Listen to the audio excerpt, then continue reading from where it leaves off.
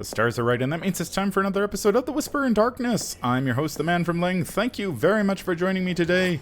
On this episode, we are continuing our playthrough of the waking side of the Dreamlands. That's right, we are tackling 1,000 Shapes of Horror with Patrice Hathaway. Patrice got roughed up pretty badly in Waking Nightmare way back when we played that scenario. Man, it's been months and months and months. That was my first time playing Patrice, and this will be my second, so I have not played her very much. This is going to be a blind playthrough. I haven't even looked at the scenario cards in this one, so I have no idea what's going to happen.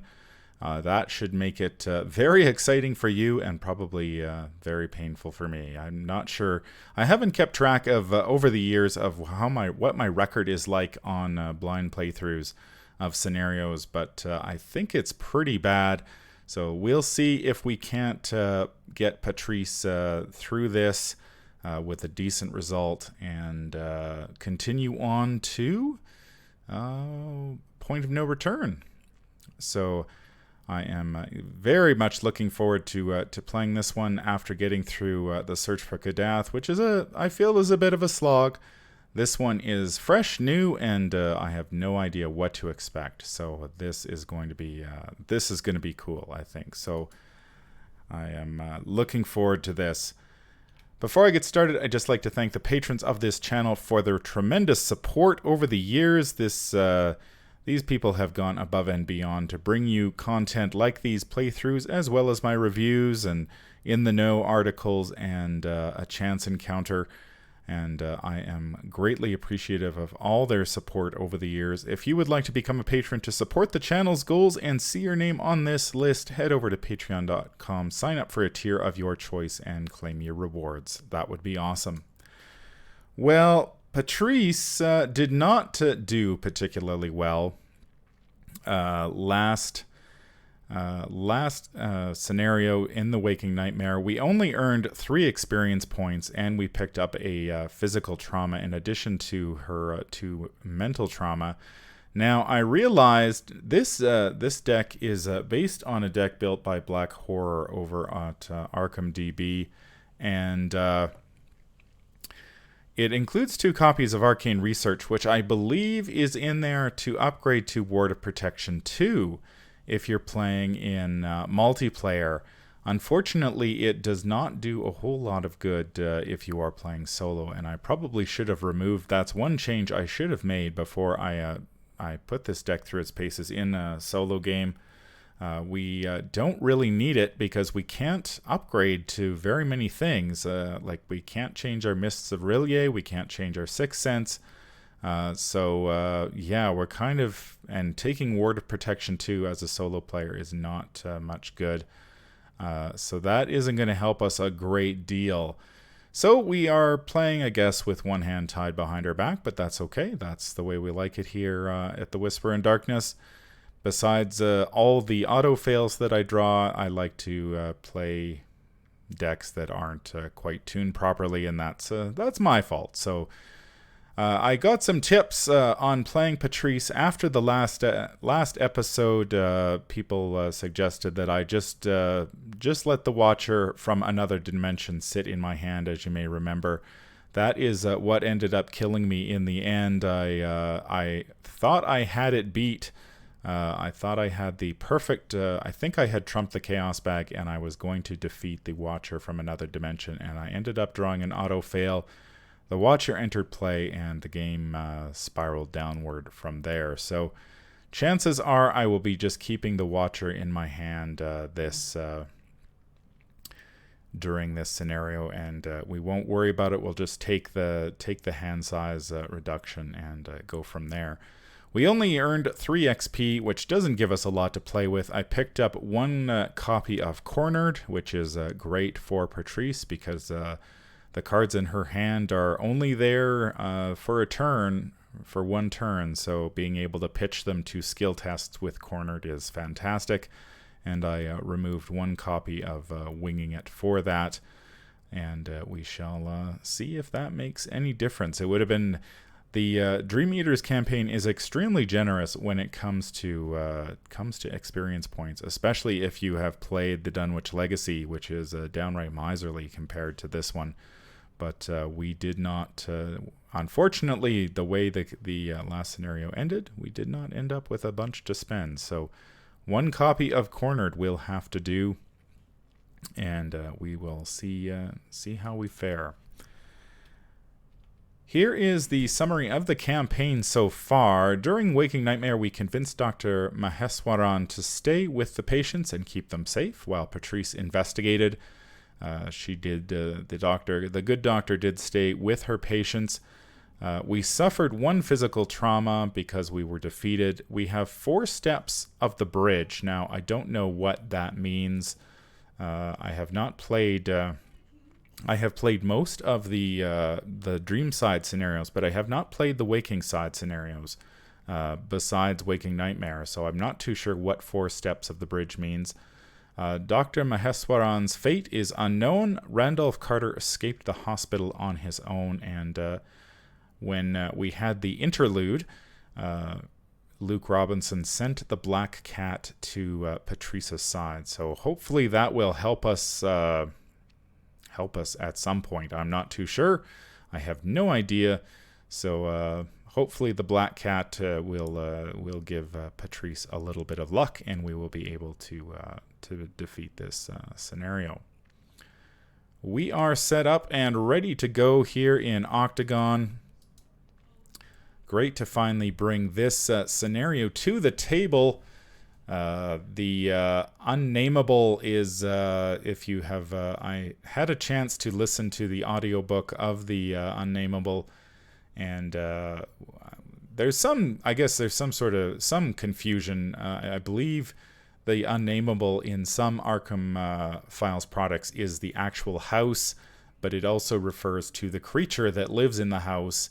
So we will be encountering a creature at some point. That is about all I know of about this scenario.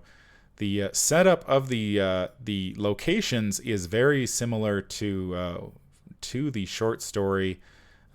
We have a burial ground. We've got a house. We've got some upstairs doorways and some downstairs doorways to deal with. So Patrice begins the game here at the burial ground. It is a 4-shroud location with 1 clue. It has the graveyard trait. Each ghoul enemy drawn spawns at the burial ground instead of at its normal location. So I will have to remember that. In fact, I'm going to get my exclamation mark out already, just to my little warning sign that I created, just for things like this, to make sure we know that there is important text there that we need to remember. Each ghoul enemy drawn goes to the burial grounds. It has a free triggered ability. Investigators in the burial grounds spends 1 clue per investigator as a group to remember that the investigators noticed the missing bones. And it's worth a victory point. Now, this is... I feel like it's important that we notice the missing bones, but a 4-shroud location is going to be very difficult for Patrice to investigate right off the bat, considering her intellect is only 2. So hopefully we will be looking for, in our opening hand, some sort of way of discovering this clue so we can spend it and remember that we noticed the missing bones. The burial ground is connected to the front porch, and the front porch is connected to the upstairs hallway. A malodorous presence prevents you from venturing upstairs. You cannot enter the upstairs hallway, so we can't get there, at least according to the location. We will have to figure out some way of doing that, apparently. And we have 2 downstairs doorways. They are both, I shuffled them up randomly, so I have no idea which is which. I don't even know what's on the back, to be honest. So we will find that out. So presumably we grab this clue at the burial ground. We notice the missing bones. We head up to the front porch. Hopefully we can get inside the house and then discover what's going on. What else do we have here? Well, we've got Agenda 1A, the house with no name. The house that Randolph calls the Unnameable is not much to look at. The rundown 17th century building has been abandoned for decades and has fallen into disrepair. Its door is scratched and pitted. Most of the window panes are shattered and rats crawl around the foundations. And it has a doom threshold of 5. So, not super long. We've 5 doom threshold is going to go by pretty quickly, so we need to hop to it. I mean, this game is always a race at the best of times, so we will try to keep our tempo up. I think that's one of the issues I often run into playing blind is that I just try to go really fast, and sometimes speed can catch up to you in the end and be bad. So we'll see how it goes. Act 1A is searching the Unnameable. You're still not sure exactly what you're meant to find inside the old house, but Randolph insists that you need to locate the key. Seems like you have no choice but to search the house and see what you can turn up. And our objective is to explore the house to find a way into the Dreamlands, find and complete an objective on another scenario card to advance. So we don't really have to gather clues so much. We need one clue to notice the missing bones, and that's about all we know at the moment. We are playing 1,000 Shapes of Horror on standard difficulty. The skull is a -1, -3 instead if you are at a graveyard location. That is bad news because we start at a graveyard location. So the skull is going to be painful. The cultist is reveal another token. If you fail and the Unnameable is in play, it attacks you regardless of its current location. Well, I don't like the sound of that. I do not want to be attacked regardless of the current location. The tablet is a +2. The black cat causes a distraction. If this test is successful, choose and evade an enemy at any location with a fight value of X or lower, where X is the amount you succeed by. Wow. Okay, so I think this is the first time, I believe it's the first time in the game that I have come into a plus. You get a positive number on the tablet, so that's helpful. Let's see how many do we have any tablets in this thing? Let's see. We need to look at all of these. So we've got 2 skulls, 1 cultist, 1 tablet, and 2 elder things. Okay. So that is going to be. We've only got a 1 + 2 in the deck, in the chaos bag, and the elder thing is -2. If you fail, you must either place one of your clues on your location or take 1 damage. Yeah, I don't like the idea of placing my hard-earned clues on my location, so I will probably be taking damage. We shall see. We have a couple of locations set aside. We have the attic and the unmarked tomb, sorry. And we also have this treachery, endless descent, curse revelation. Move each investigator and enemy at the topmost location to the location below it. Flip the topmost location to its unrevealed side, discard all tokens and attachments from it, and place it below the bottommost location. Shuffle the positions of each unrevealed location so you cannot tell which is which. Add this card to the victory display. So this will create, I guess it's going to make us have to, so if we move to the bottom location, flip the topmost location, place it below the bottom location, shuffle the position of each unrevealed location. Okay, so I don't know when this comes into play, but we'll have to wait and see what all this means. And of course, we have the silver key to the Gate of Dreams. This is our objective. It is a 2-cost asset with a willpower and 2 wild skill icons, the item, charm, and relic trait. It has the response: when you would take a horror, exhaust the silver key, cancel one of that horror. and it takes up an accessory slot. We also have these mysterious stairs. So I assume if we progress far enough in this scenario, we will get onto the stairs, and that is when this Endless Descent card will kick off and hurt us. Shuffle up the encounter deck. I think we're ready to draw our opening hand, and we will. Let's kick this game off. This should be fun. All right, let's draw our opening hand. Now we get 5 cards because of... so your maximum hand size is reduced by 3, so we have a 5-card hand. During our upkeep, instead of drawing 1 card, we discard all non-weakness cards in your hand and draw until we have 5 cards. And our Elder Sign effect is +1. After this test ends, you may shuffle all but 1 card of your discard pile into your deck. All right. So let's get us our 5 cards, and here we go. All right, we've got a Reckless Assault. I guess that's what I mean. That's the arcane research helps with the with these desperate skills as well. We just can't upgrade anything, unfortunately. So we've got a Reckless Assault. We are not anywhere near being in desperate territory. We need the St. Hubert's Key to really do that. So that's definitely a mulligan. We've got a Mists of Rillier. That's a 2-cost asset.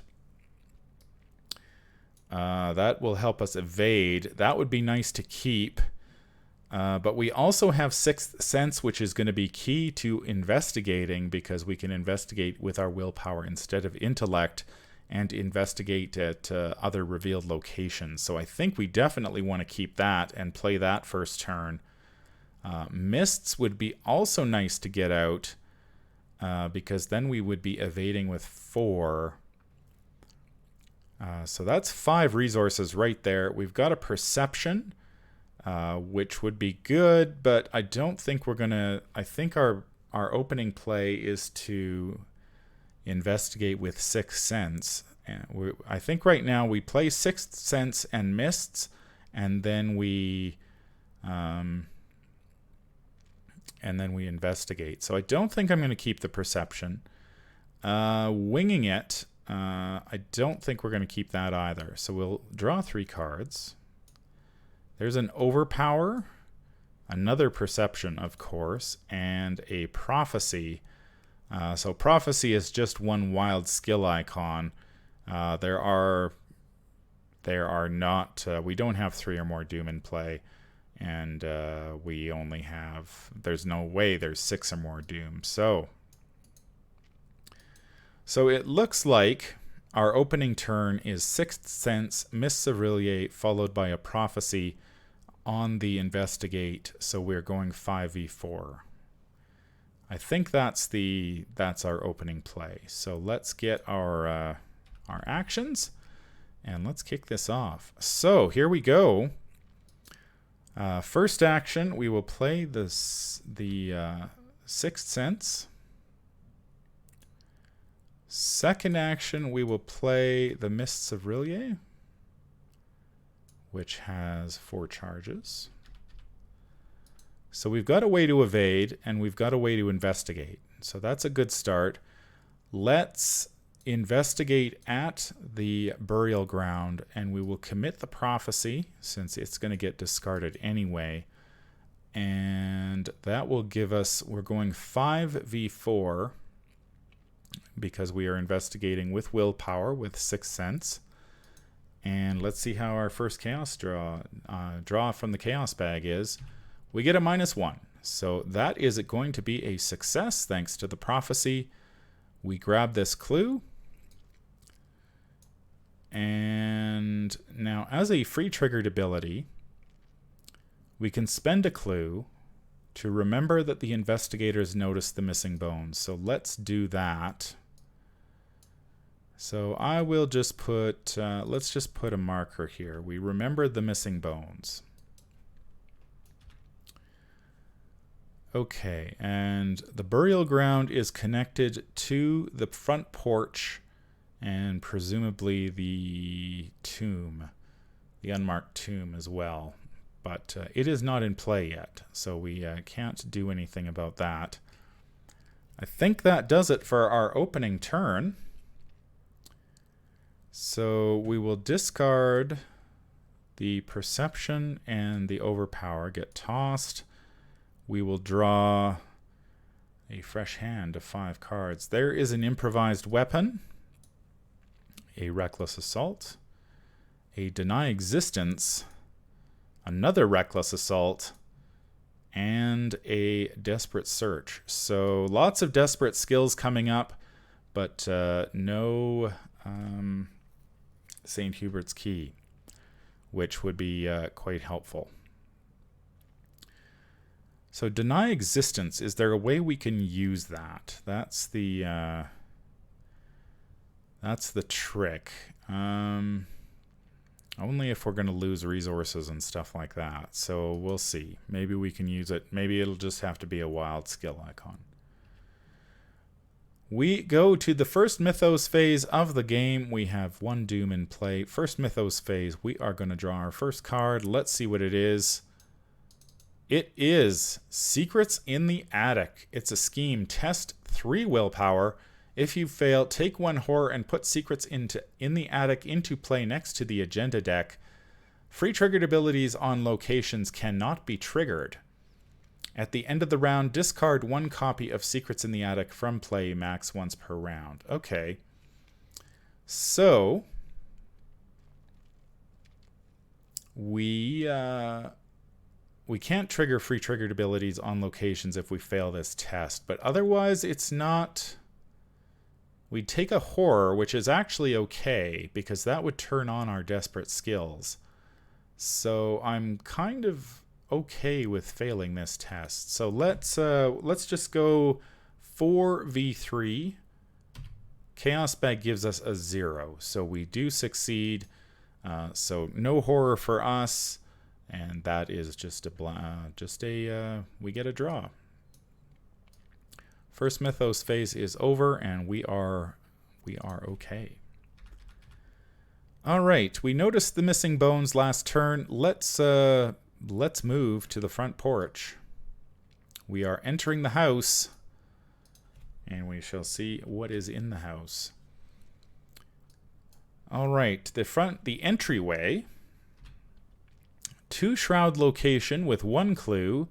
Free triggered ability. Investigators in the entryway spend 1 clue per investigator as a group to reveal the upstairs hallway. And the free triggered ability, if the Unnameable has 1 or more damage per investigator on it, smoke trails off the creature, leading it to a tomb near the center of the cemetery outside. Put the set aside unmarked tomb location into play. So if the Unnameable has 1 damage on it, we can follow it to the unmarked tomb. Okay, well, we might as well investigate. We don't have a whole. We could pitch a we could commit deny existence to this test, but there's not much reason to. We are going 4v2, which is pretty good. So let's investigate 4v2. The Chaos Bag gives us an auto fail, so that is unfortunate. Our first auto fail of the game on turn 2. It wouldn't be a Manfromleng playthrough with at least 1 auto fail, and so here they have started early. Hopefully they will not be coming too often.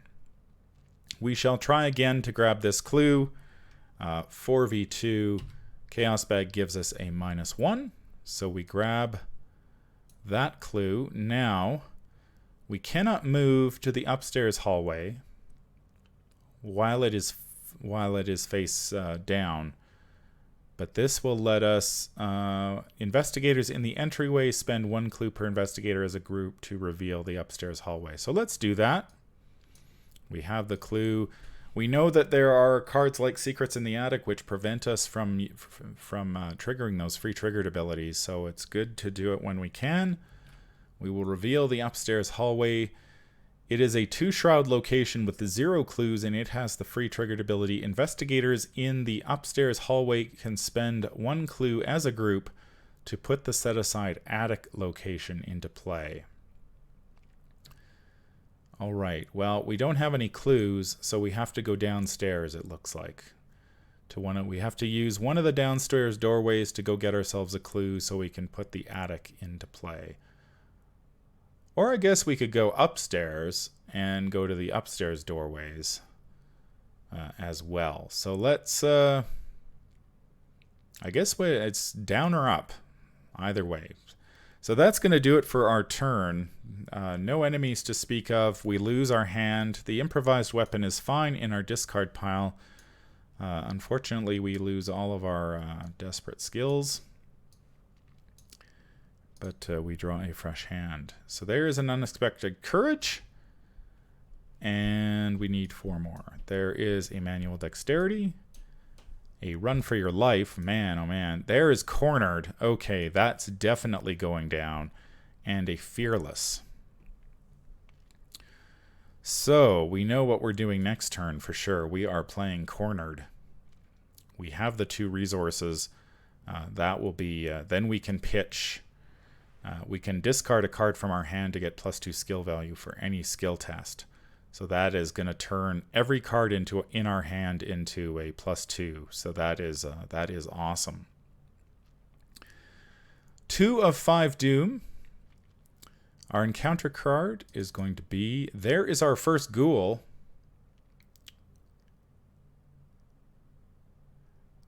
We will go the Ravenous Ghoul. Has a 3 fight, 3 health, and 3 evade.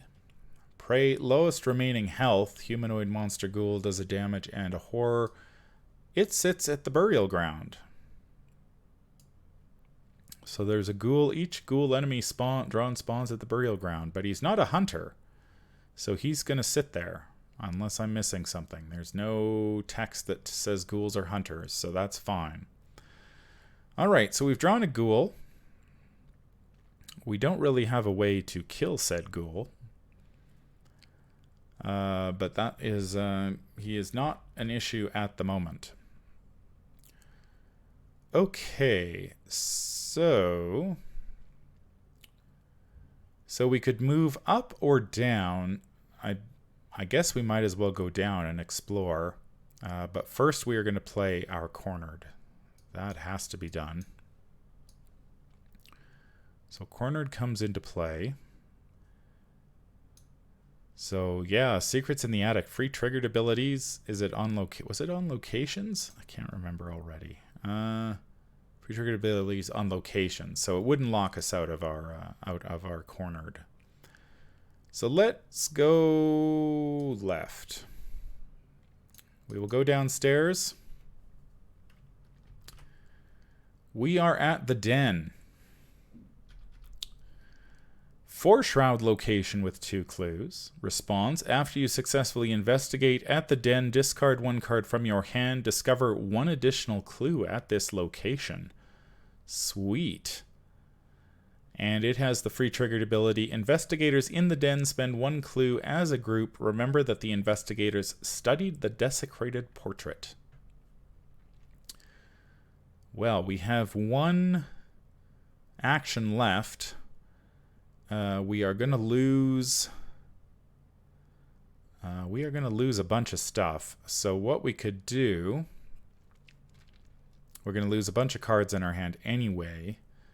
And we want to successfully investigate and discard a card from our hand to discover that additional clue. So let's commit the... we are using 6th Sense, so we're going to go with Willpower. We will commit the Unexpected Courage, the Fearless. We will discard a card from our hand, that being the Manual Dexterity, to give us +2. So we still have 1 card in our hand that we can discard for that additional clue. So we are 4, 5, 6, 7, 8, 9 V4.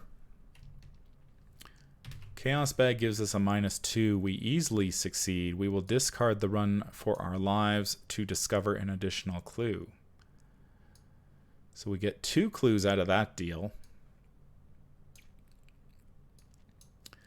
That was our last action, but we can use the free triggered ability, so we can spend a clue to remember we studied the desecrated portrait. So we've noticed the missing bones and studied the desecrated portrait already. So far, so good.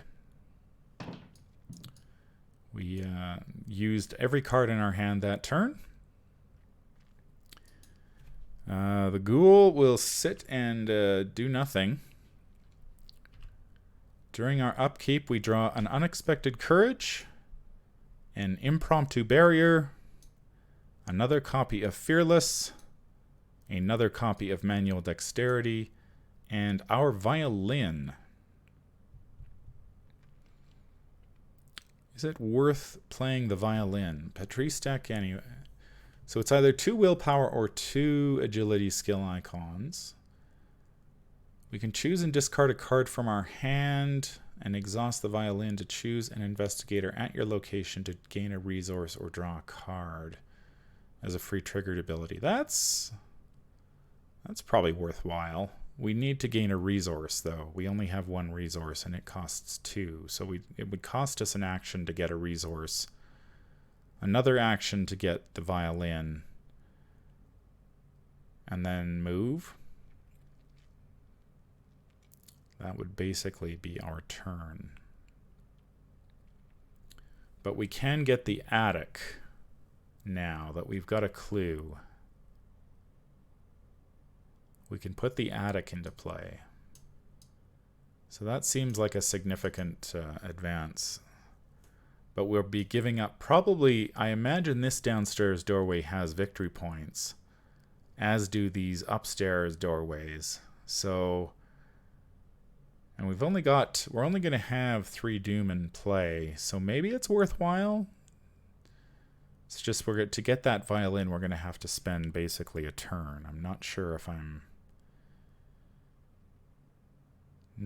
crazy about that idea, but let's see what happens during the Mythos phase.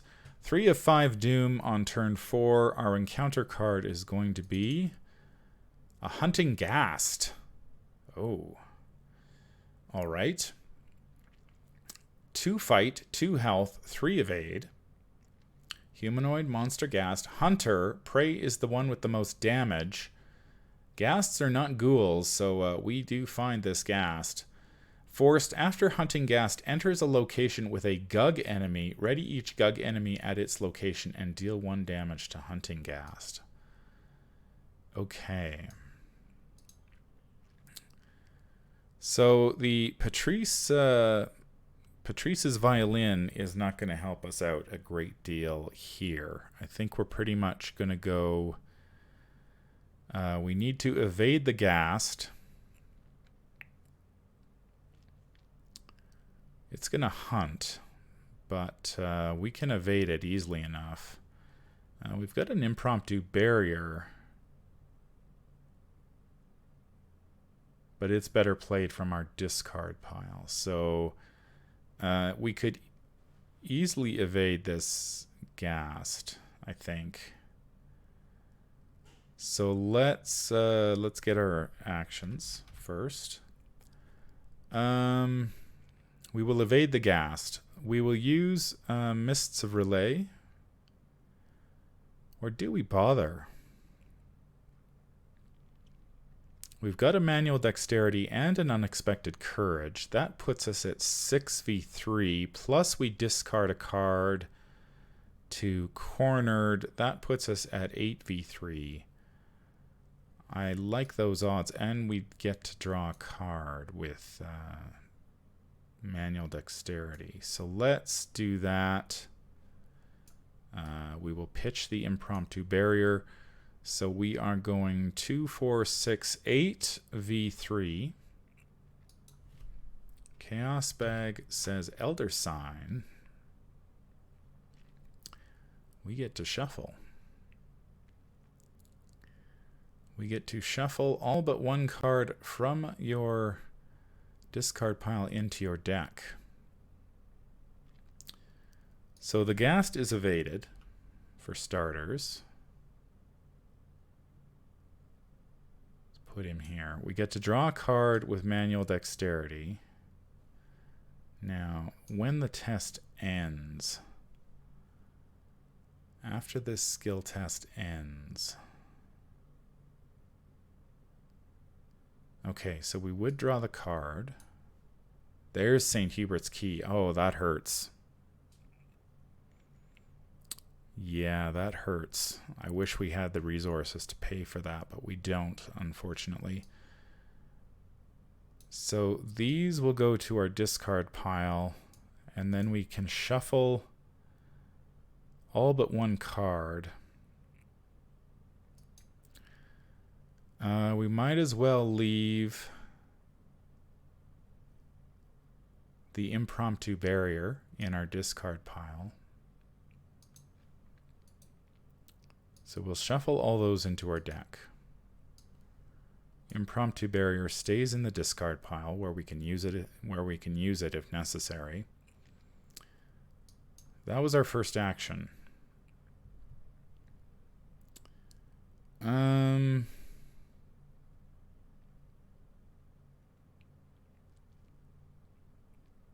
I think we double move.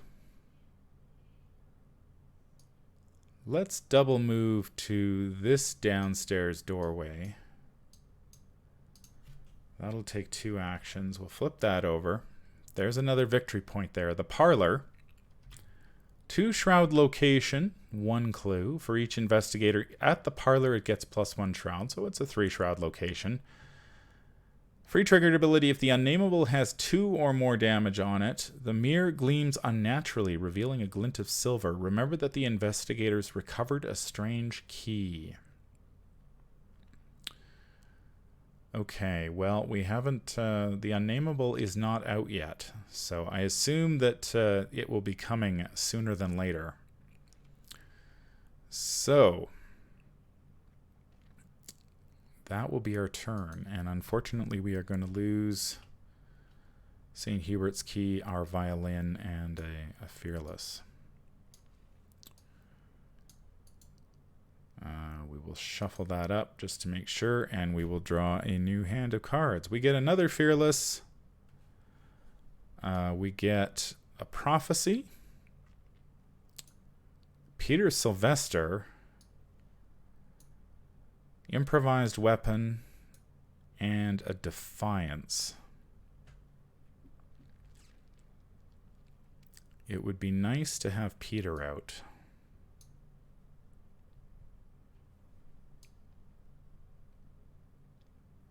It would be very nice to get Peter out, but we need a resource to do it. We could take a resource, play Peter, and investigate.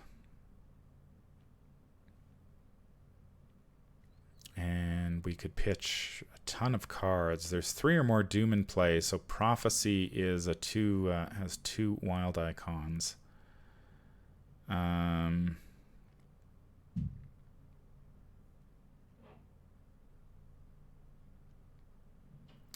So I guess what we'll do, we will... oh, that was just the... we have to go to the Mythos Phase. 4 of 5 Doom in play. Encounter card is going to be another Hunting Ghast. Okay, so now we're getting the enemies. Another Hunting Ghast. That's not great.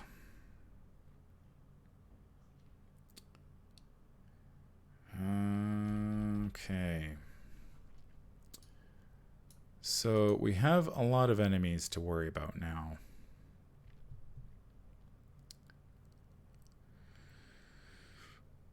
We can evade the Ghast.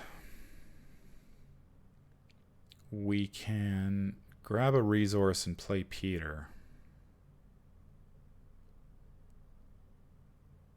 Where does that leave us next turn, though? That means we'll be dealing with 2 Ghasts.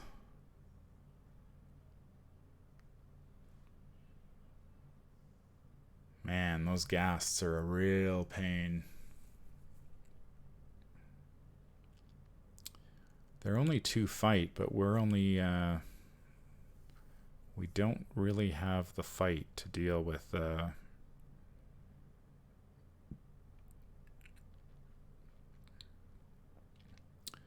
Improvised weapon could certainly kill a ghast. The attacked enemy gets -1 fight, so we'd be at 2v1. And we deal 2 damage. So we could kill a ghast with that.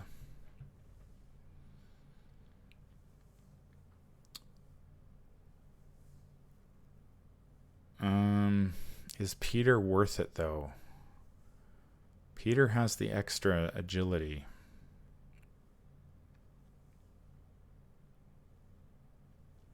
Peter gets us agility, which we would be at 3.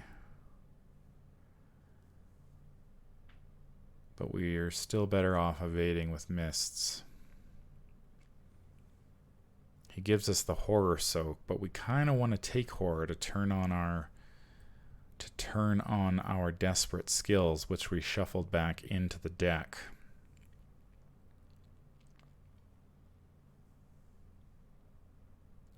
I think we let Peter go.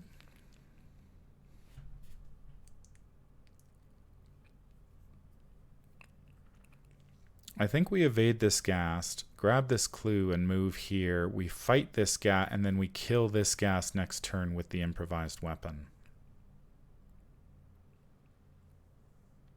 To lighten the load a bit. So let's do the evade first. Prophecy gets us 2 wild icons. That would put us, if we use mists, shoot, mists lets us move. If we succeed, we get to move.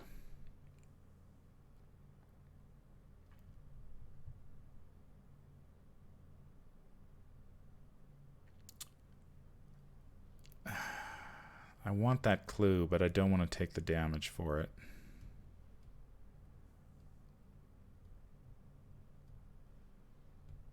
Is it worth the damage? Is a victory point worth taking a horror and a damage? If we investigate.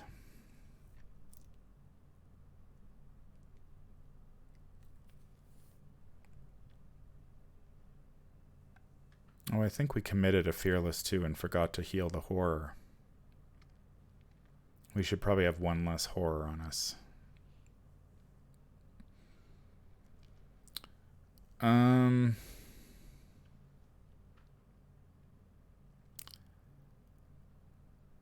If we grab the clue first, then evade, that would give us... So grab clue, evade to the entryway and move. We leave the ghouls behind. We can still get to the attic.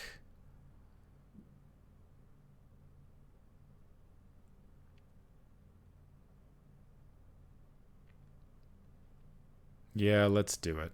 Let's do it. I want the victory point. So we will go...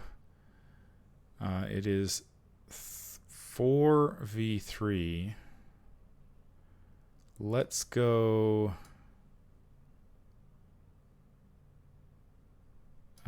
we have that in our hand still. So we can go...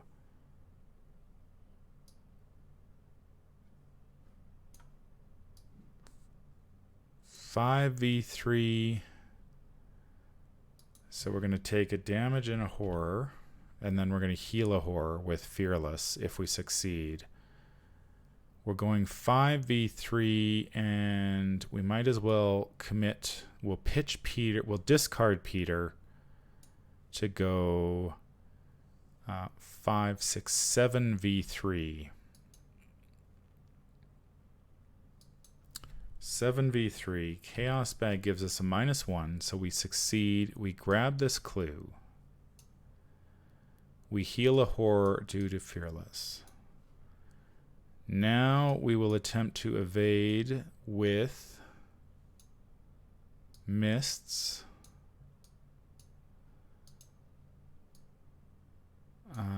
So we are going 4v3. We will go 5-6v3, 7v3, call. Can we call Cultist?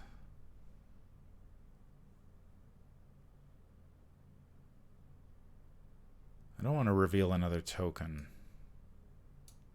Actually, the Cultist is -2 is fine.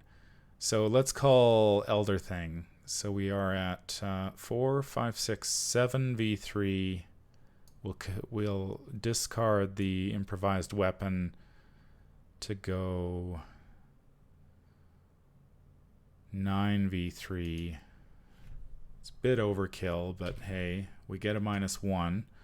So we evade this Ghast. This Ghast is evaded. We move.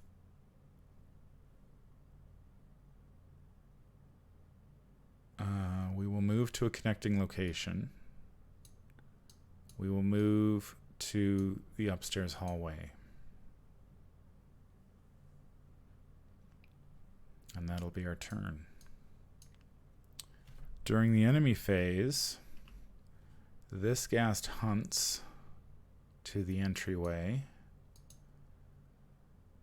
And we will draw a new hand. We get a Desperate Search, a Ward of Protection, a Deny Existence, another Deny Existence, and a Reckless Assault. We haven't taken enough horror to do that yet. So we can move to the attic. We can spend 1 clue as a group to put the set-aside attic location into play. Yeah, let's do that. There's a free trigger. There's plenty of free triggered ability windows we could have used to do that. So we'll do it now. And so the attic is in play. We can move there next turn. But we are advancing first. 5 of 5. This flips. There's the Unnameable. Spawn, attic, or upstairs hallway.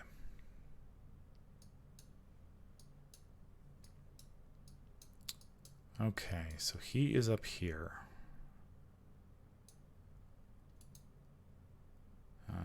Let's bring him to front. Okay, let's take a look at this guy. 5 fight, 5 evade. Monster Abomination Elite spawns at the attic or upstairs hallway. He's aloof, he's a hunter, and he cannot be defeated. For each of the following, which are true, the Unnameable gets -1 fight, -1 evade. The investigators found a cracked mirror, studied the desecrated portrait, or noticed the missing bones. We did not do the mirror.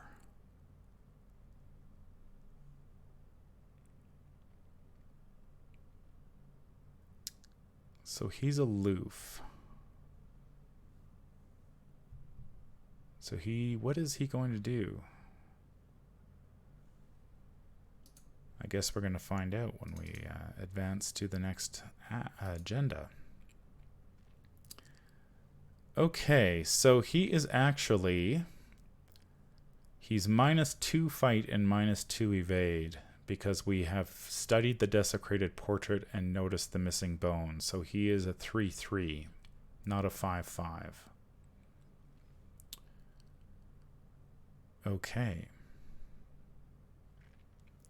Our next agenda is 2A, the thing with no name. You felt an evil presence lurking here ever since you arrived. The entity defies all description. At times it appears formless, at others it embodies myriad shapes and features. You can sometimes pick out a particular aspect, an eye, a horn, a blemish, but it disappears as soon as you focus on it. Each swarm of rats gains swarming 1. Oh no, that's awful. Forced, at the start of your turn, if the Unnameable is ready and at your location, test 2 willpower. If you fail, it attacks you, even if it is not engaged.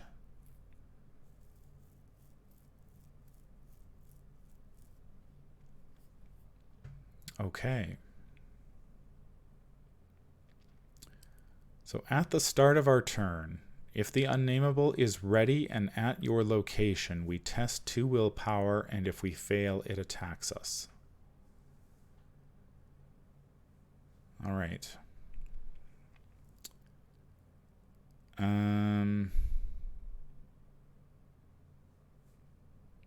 Sure. Okay. Okay, so now we draw an encounter card. Now we've got a ward of protection. So as long as it's not an enemy, I think we just cancel it. It is a glimpse of the Underworld. Put Glimpse of the Underworld into play in your threat area. When you would take damage or horror, we take an additional damage or horror. Discard Glimpse of the Underworld, then take 1 damage and horror. So we can either take 1 damage and 1 horror, or 1 horror. If we discard... if we cancel that with Ward of Protection. So we will take a horror. And that has no effect. All right, it is the start of our turn. The Unnameable is not with us. So we don't have to worry about it attacking us. We have these 2 ghasts, though, which are a real thorn in our side. We are still 3 or fewer sanity. We have 4. So we need to take 1 more horror, and then we can... we turn on our desperate skills. So let's go to the attic. I suppose that's where we need to go. So we'll move to the attic. The Unnameable is aloof. Attic. 4 shroud location with 1 clue.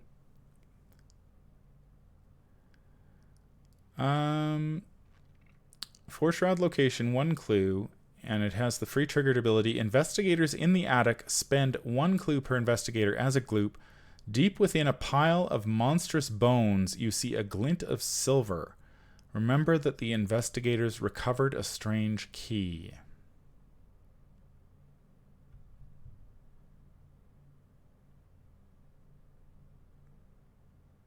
Okay. We still haven't... we haven't found a scenario card that allows us to advance yet. Is it one of these upstairs doorways? I guess we'll find out, eh? So the question is, how many ghasts do we want to deal with next turn?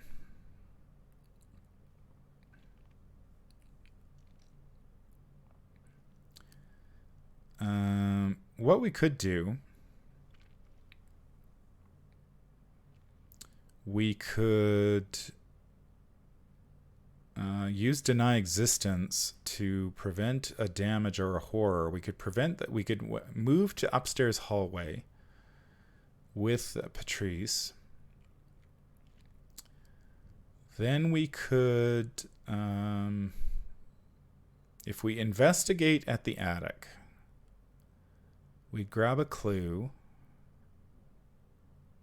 That's a tough clue to get, though. Then we could move, and then when the ghast attacks us, we take the horror but not the damage, and we turn on our desperate skills. Then we can try to kill one of the ghasts next turn. I guess we'll go for this clue here. It's 4/4 right now. Actually, we could play 2 Deny Existences if we wanted to.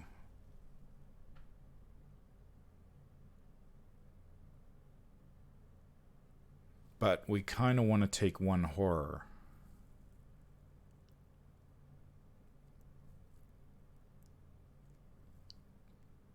So let's go. Let's discard Reckless Assault to Cornered.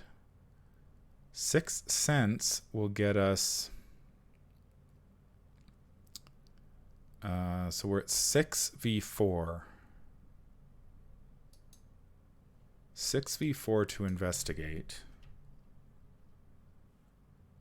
Chaos Bag gives us a Cultist. So if we fail, that sucker attacks us. Oh, no. Let's look at the top card. Oh, we auto-fail. Of course we do. Second auto-fail of the game has huge impact. Huge impact. So we fail. The Unnameable attacks us. And I am going to play 2 Deny Existences to cancel that. To cancel the damage and the horror. One will cancel the damage and the other will cancel the horror.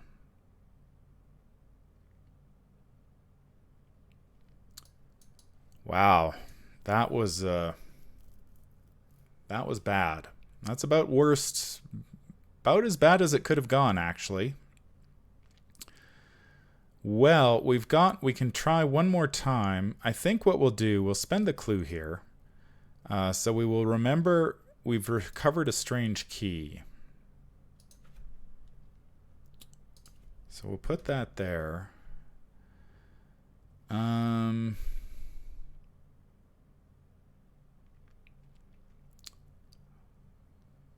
The ghasts are coming, but we can go. We'll discard the Desperate Search to Cornered to go 6v4 again.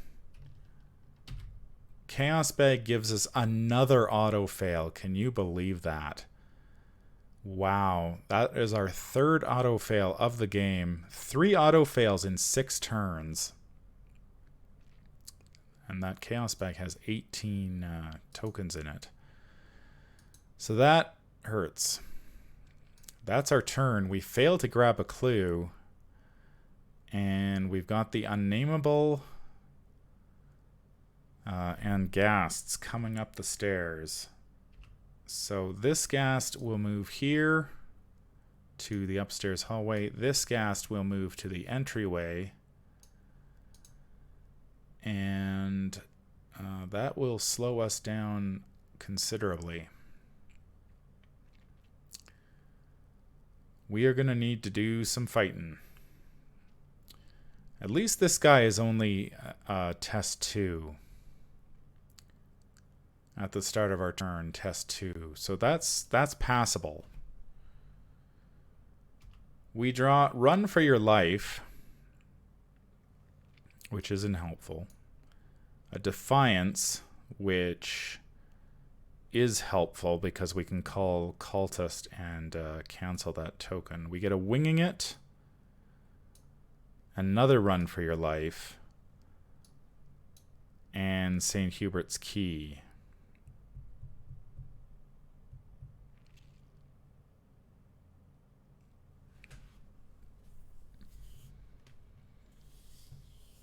St. Hubert's Key would lower us to 5. We need to take a resource to get it into play, though.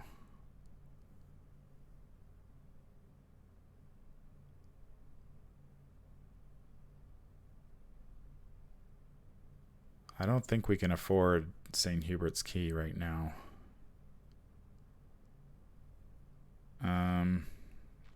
What do we do here?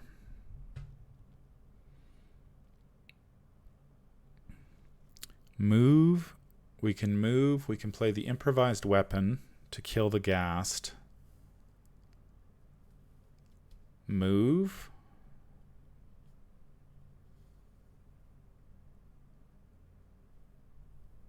I think that's the plan.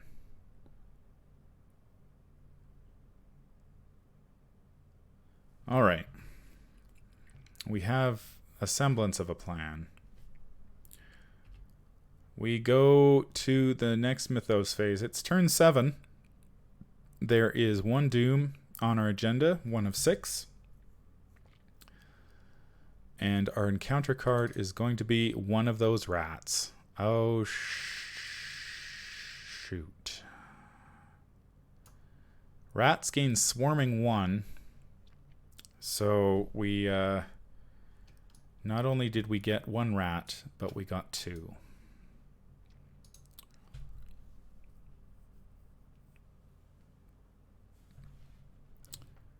We managed to get 2 rats.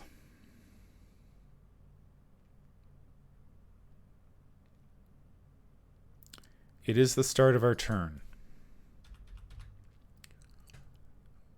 We need to make a test. We are testing 4v2. We want to be 6v2 would be better. So let's discard the winging it to cornered to go 6v2. Chaos Bag says -3. Glad we did that. That would have been an attack otherwise. But the -3 is enough, so we do not, it does not attack us. Okay. We have a bunch of ghasts coming. We've got a swarm of rats. We're kind of getting over too many enemies, and we don't have enough combat to deal with them at the moment. The rats we can kill in 2 blows. Supposedly. We can commit 1. We can commit... we can discard both Run for Our Lives to try to kill the rats.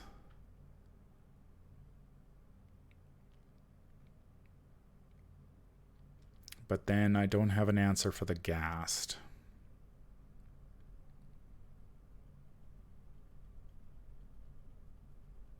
I guess we investigate, try to grab that clue. We don't have a resource to play St. Hubert's Key. But the key would all... yeah.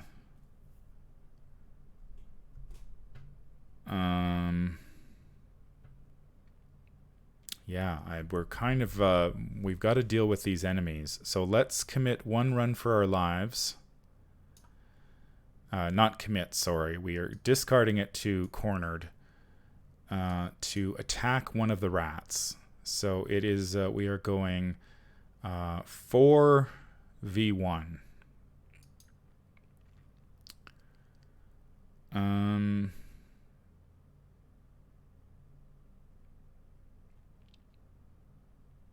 We could go 5v1 by discarding using Defiance.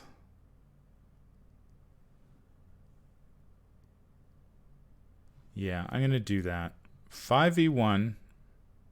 We'll play Defiance.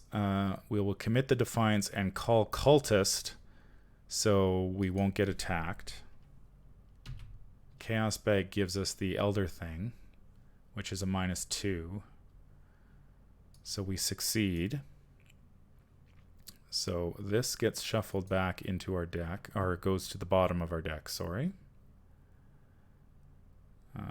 Bottom of deck.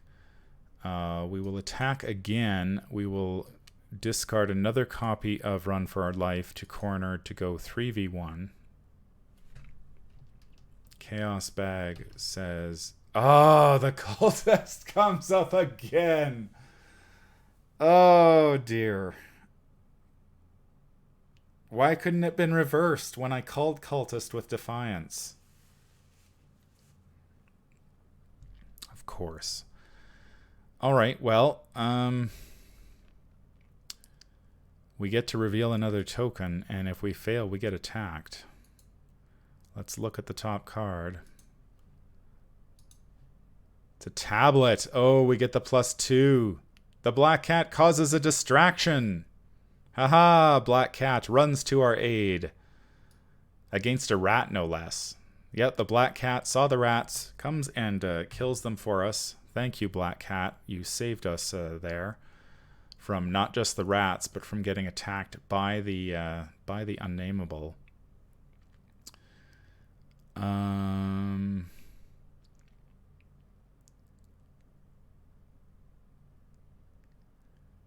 We succeeded by... So, okay, Black Cat causes a distraction. If this test is successful, choose and evade an enemy at any location. Oh, wow. With a fight value...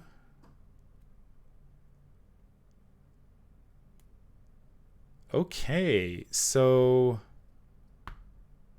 The cat comes in. We get a +2. We were at 2, 3, 4v1. We drew the +2, so we went 6v1. So we succeeded by 5. So we can choose and evade any enemy.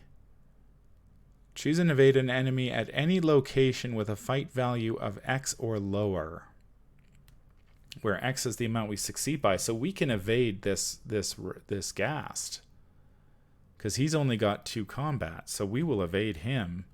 That just happens automatically, doesn't it? Yep. So he is evaded. Oh, nice work, Black Cat. Nice work indeed. Unfortunately, we still can't play St. Hubert's Key. But we will try to investigate here. We might as well discard St. Hubert's Key to cornered to go 6v4 for our final action. And Chaos Bag gives us an Elder Sign. So we're 3... So far, the total is 3 auto fails and 2 Elder Signs. We get to succeed. So we grab this clue. We get to look at all these cards. We get to toss 1 in our discard pile. Let's throw the improvised weapon in there, because that is going to be key for our attack against the Ghast next turn.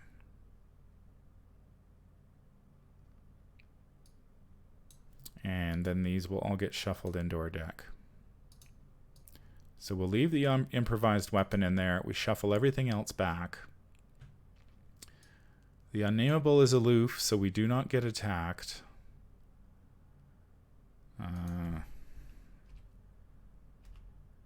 Enemy phase. This Ghast moves up.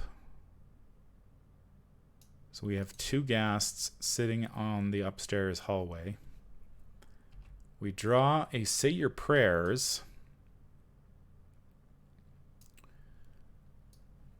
We draw a second copy of Mists. We draw another copy of Fearless. Man, I'm not sure if I want to use that even. We get an Overpower. That's very helpful. And we get Randolph Carter. Randolph Carter is awesome. He is super good. He is like the he is like a St. Hubert's Key, +1 willpower and intellect. And after you reveal the Elder Sign symbol, we draw 2 cards. So getting him down would be very nice. All right. So what is our plan here for next turn?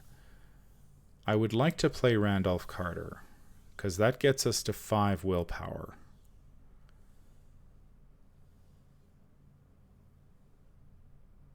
We can move down, kill one of the Ghasts, and kill one of the Ghasts. with improvised weapon.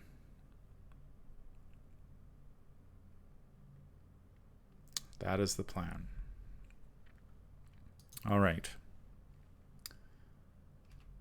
We add a Doom. 2 of 6 Doom. Our encounter card is Glowing Eyes. Put Glowing Eyes into play in your threat area. At the end of the round, take 1 horror for each card in your threat area to a maximum of 3 horror. Discard Glowing Eyes. Okay, so we have a Glowing Eyes in our threat area. And then we discard Glowing Eyes. So we just take 1 horror next at the end of the round. It is our turn. We need to test for the Unnameable.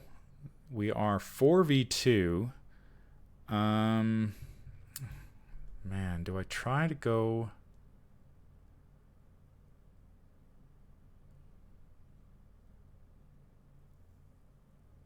It's like we don't have Peter Sylvester. We're going to take another horror next turn. So let's commit the Fearless.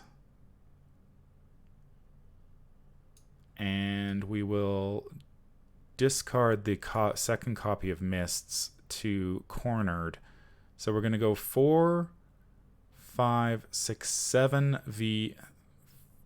7v2. Chaos Bag says Elder Thing. If you fail, we did not, so we do not get attacked. We do heal a horror. We will move. Actually, first, we are going to play Randolph Carter.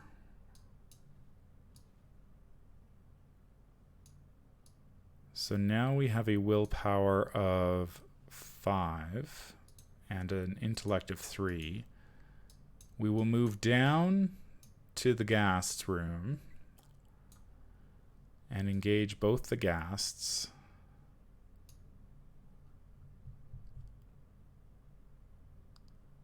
Ooh, that Glowing Eyes is a real problem because we're going to take 2 horror because of that. That's okay. That will give us the skills we need. That'll give us the horror we need so we can turn on our desperate skills. So we engage both Ghasts. We have an Impromptu Barrier in our discard pile. Or sorry, an improvised weapon. So we can play it from our discard pile. If you do, shuffle it into your deck. So the attacked enemy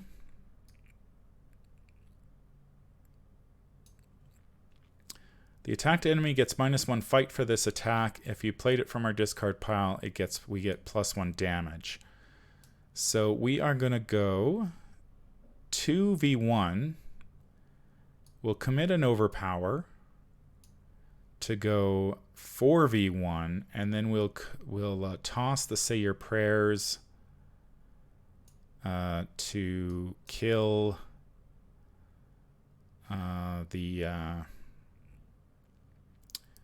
sorry, we went 2, 4, 5, 6 v1 for 2 damage.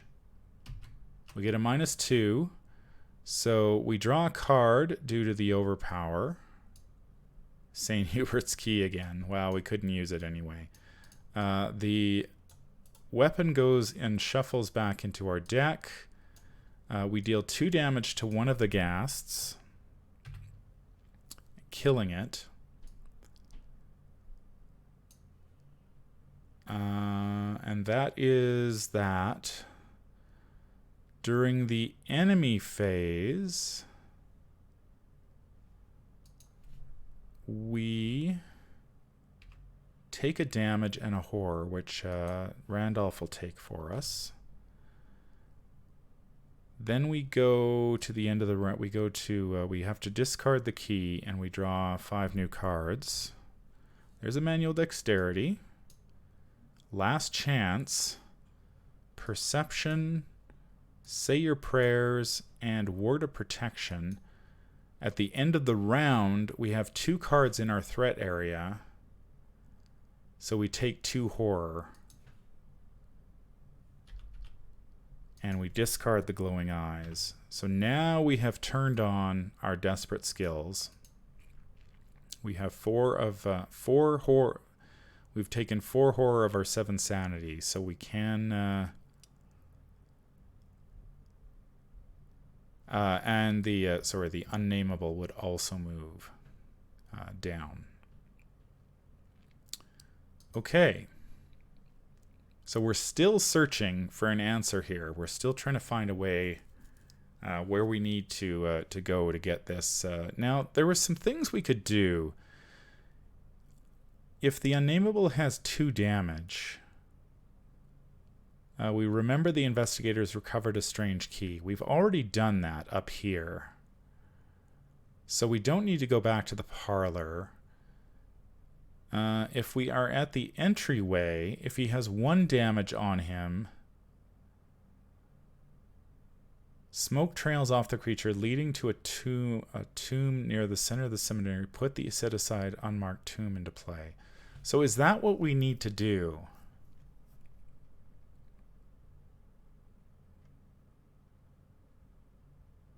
Yes, that is what we need to do, because I read the short story and I know that in the short story, one of the protagonists enters the tomb and walks down the stairs. So that is where we need to go. So we need to damage the Unnameable somehow, and then trigger this effect at the entryway. Follow it outside to the tomb. Okay, so we have a plan. Only because I read the short story. Or I listened to the short story. YouTube's great for listening to Lovecraft stuff. All the audiobooks are there. Okay, so we need to go to the Mythos Phase. Well, we've got another ward of protection. Unfortunately, we do not have Sylvester out. So we draw a ghoul minion. So there's another ghoul hanging out at the burial grounds. Man, that's going to be... They're not hard to evade, but it's just going to be tough to get there. To get through that location quickly. And we can't ward it, so that's fine. It is the start of our turn. We need to...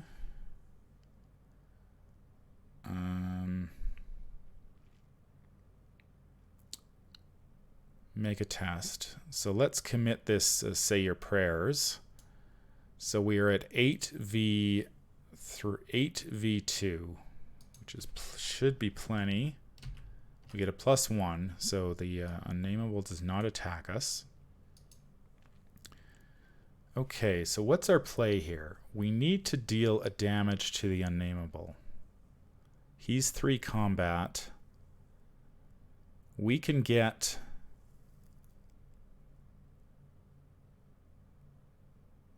The problem is...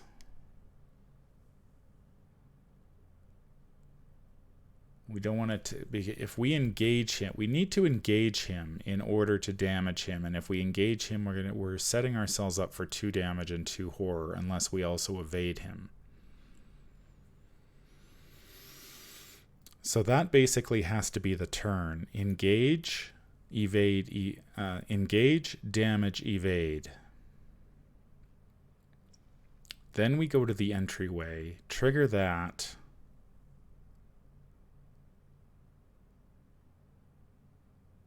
Okay, so we need to deal 2 damage to this ghast. Or we can evade the ghast, but evading the ghast doesn't really do us any good. Or does it?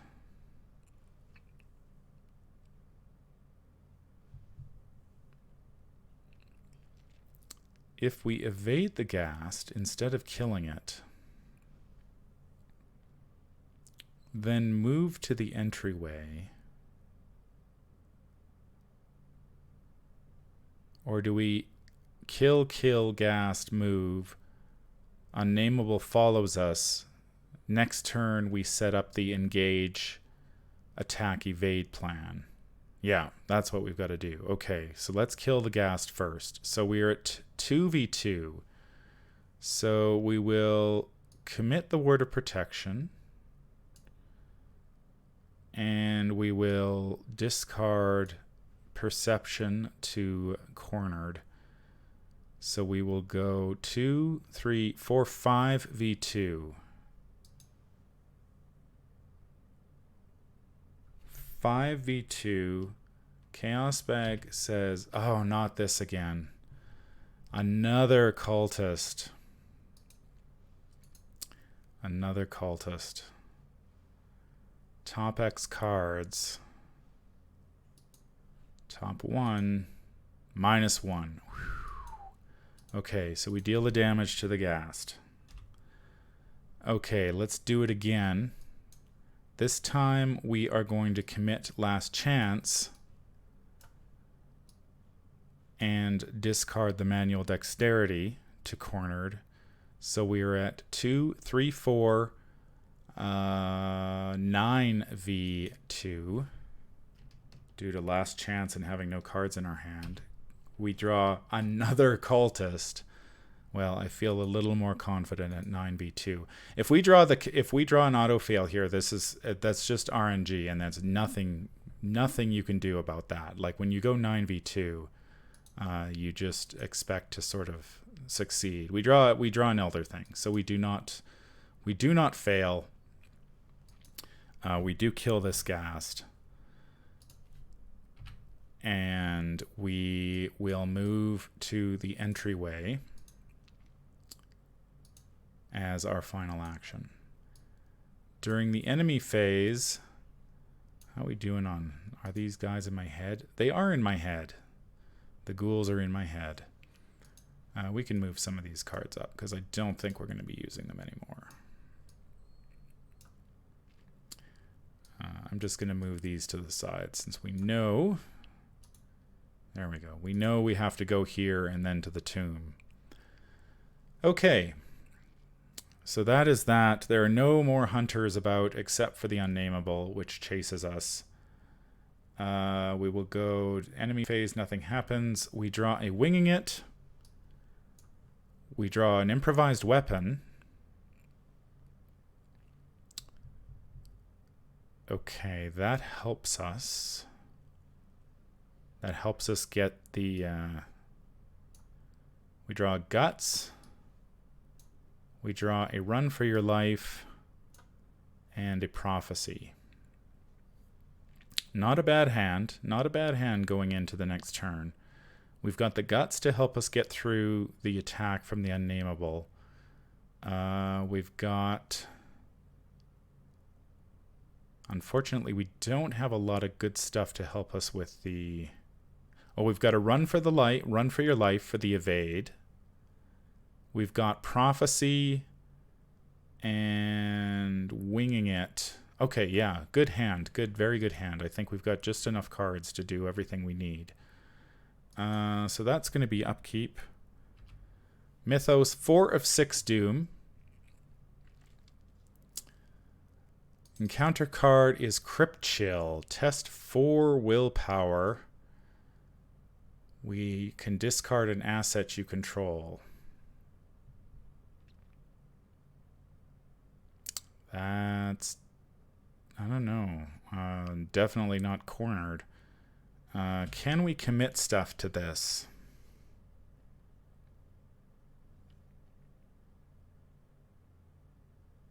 Yeah, we can discard the improvised weapon to cornered to go 7v4. 7v4. We get a -2, so Crypt Chill fails. Good stuff. And we've got the improvised weapon in our discard pile, so we can use that against the Unnameable. So we're going to have to double evade ghouls.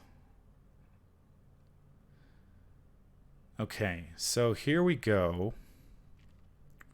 We have our 3 actions. We need to pass the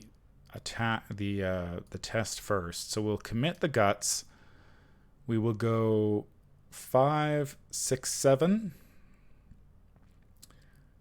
7v2. That's plenty. Chaos Bag says -2 again. So we draw a card for the guts. There's a deny existence. First action, we engage the Unnameable.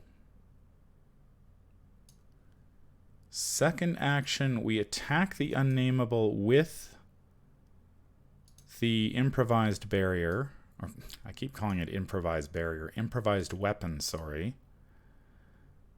So that's going to cost us a resource.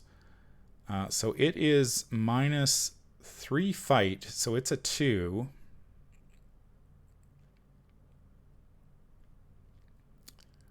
And it'll take 2 damage if we trigger this successfully. So now we need...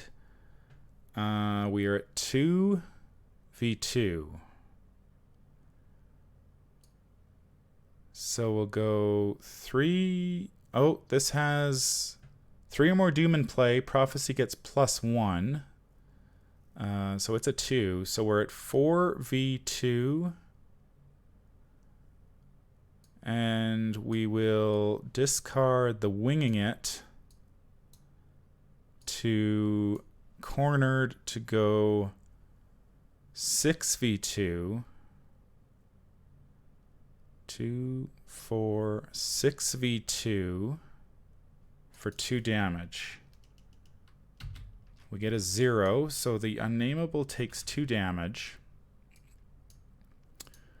The Improvised Weapon gets shuffled back into our deck. Prophecy is gone. Now we can trigger the entryway text. If the Unnameable has 1 damage per investigator on it, smoke trails off the creature leading to a tomb near the center of the cemetery outside. Put the set-aside unmarked tomb location into play. Okay, the tomb is in play. Now we just need to get there. Now we are going to evade. We will commit. Run for your life. So we are at 6v3. And we will discard deny existence to go 8v3. Chaos Bag gives us a +1, so it is evaded. All right. It will not attack us this round. Okay. So far, so good. Now the trick, I think, is to get to the unmarked tomb. Tomb. I'm going to screw that up all day here. Okay, so we need to... How do we do this?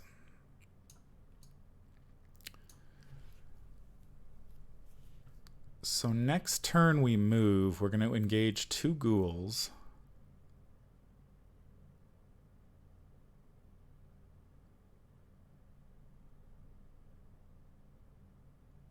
We don't really have a good way of dealing with the ghouls, though.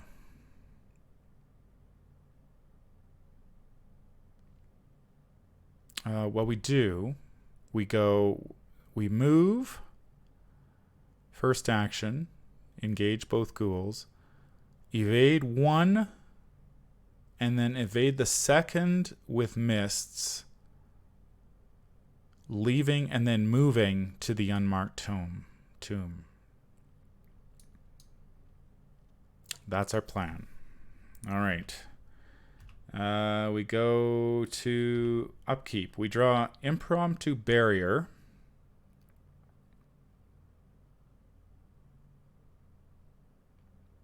Oh, that's even better. Impromptu Barrier. You may play Impromptu Barrier from your discard pile. If you do, shuffle it into your deck after resolving its effect. Evade. The chosen enemy gets -1 evade for this evasion attempt. If you played it from your discard pile, you may evade an additional enemy at the same location with an evade X or lower. X is the amount you succeed by. Okay, so if we can mega evade the Ghoul minion, he's a 2, so he would be a 1. So we need to succeed by 3, and we would evade the Ravenous Ghoul as well. So one action, we can evade both of them and move to the unmarked tomb. Okay, that's very good. There's our improvised weapon again. Desperate Search, Ward of Protection, Perception. Not much help there in the evade department. We get +2. We'll get +2. So we could go 2, 3, 4, 5 v1. 5 v1 versus the Ghoul minion.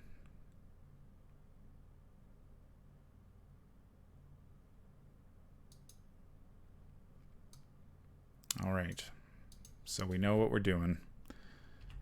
5 of 6 Doom in play.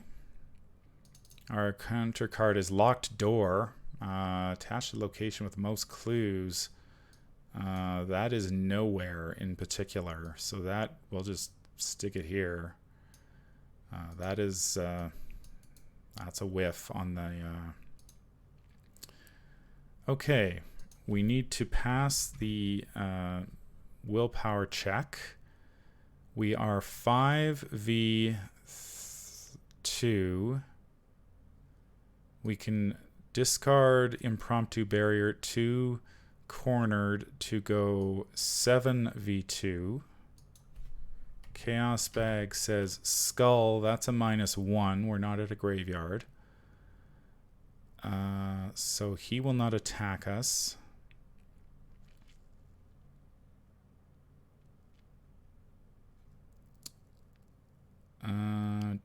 Do we draw a card?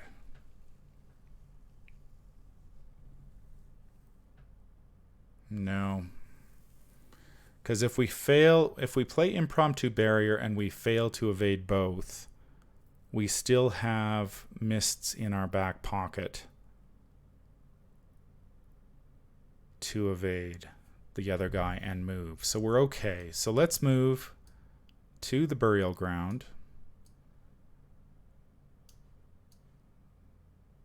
The 2 ghouls will engage us. We will play Impromptu Barrier from our discard pile for 1 resource.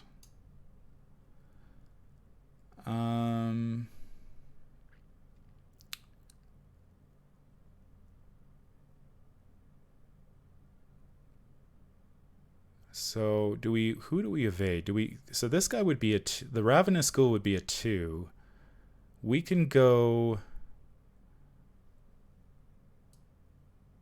3, 4, 5. 5v2, and we need to succeed by 2 to evade the other one.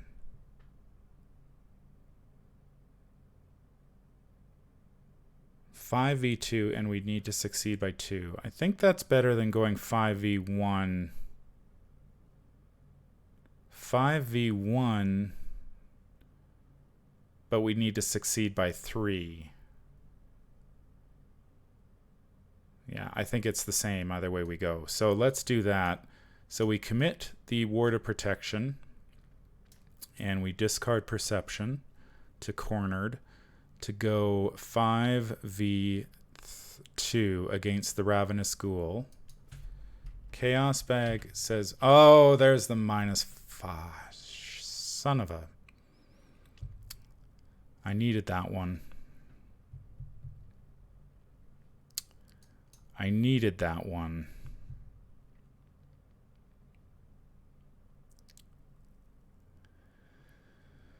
Oh, that's disappointing. 5v2 -4 just puts us a little too... 1 too few. There are only 2 tokens in the bag that could have got us there. That was the -4 and the auto fail. So we are kind of stuck now.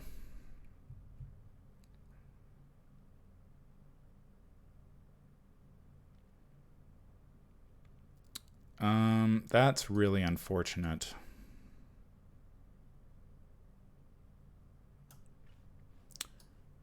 This gets shuffled back into our deck. That, we had such a good plan going too. We have one action remaining.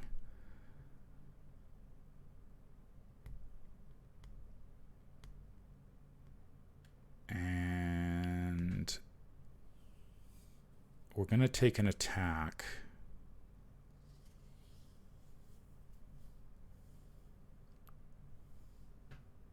I say we evade the try to evade the Ravenous Ghoul with mists to move to the unmarked tomb. We'll take an attack from the ghoul minion, but we can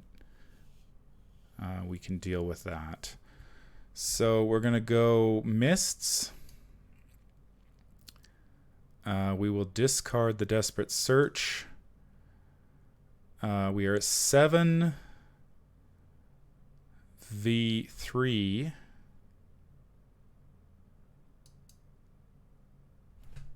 Chaos Bag says Elder Sign. There's our third Elder Sign. So we've evened out the Elder Signs and auto fails. So we get +1, and then we shuffle everything back.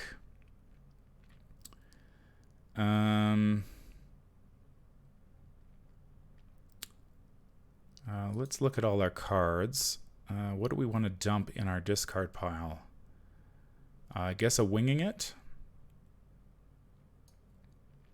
can stay.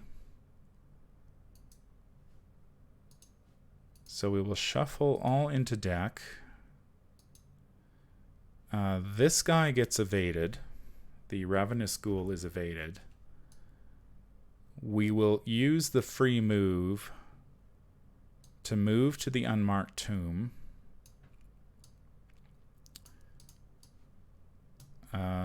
With the ghoul minion is still with us, unfortunately. Unmarked tomb.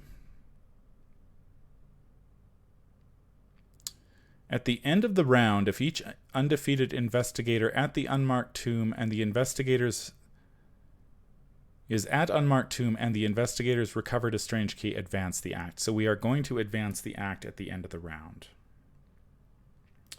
All right, so there's a clue there. We will go during the enemy phase.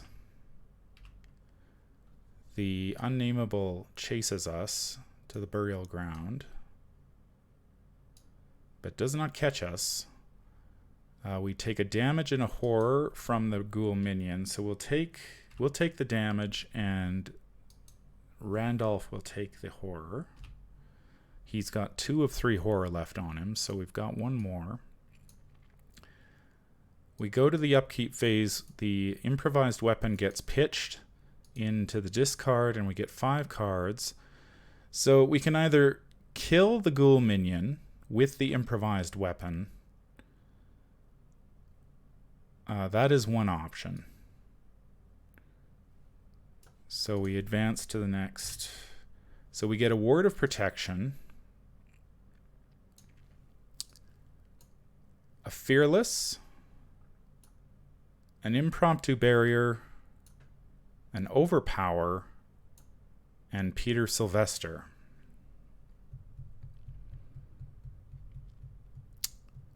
Okay.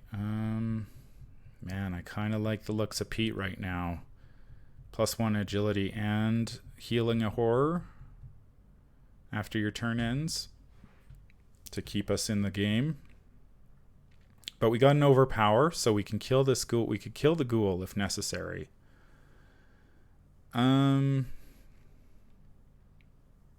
So at the end of the round,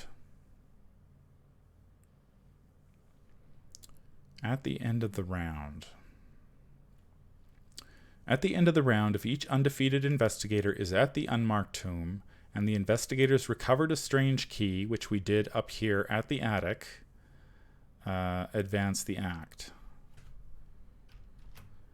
All right. Act 1B, Into the Depths. The tomb opens into a staircase that stretches deep underground before disappearing into darkness. Set the Unnameable aside. It keeps all tokens and attachments. The Unnameable is set aside. Remove each location from the game or place it in the victory display if it has victory X and no clues on it. So the burial ground. So this Ravenous Ghoul is going to disappear. The burial ground is a victory point. What else is a victory point? The den is a victory point. The parlor is a victory point, and the attic is a victory point. So I believe we got 5 VP out of that. 4 VPs so far. Let's just move my little exclamation mark aside. Shuffle the set-aside mysterious stair locations and put 5 of them into play in a vertical line. Remove the remaining mysterious stair locations from the game. Okay, so all of these locations are going to go away.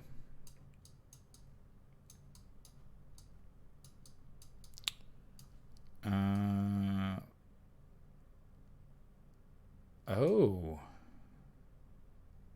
We remove the unmarked tomb too.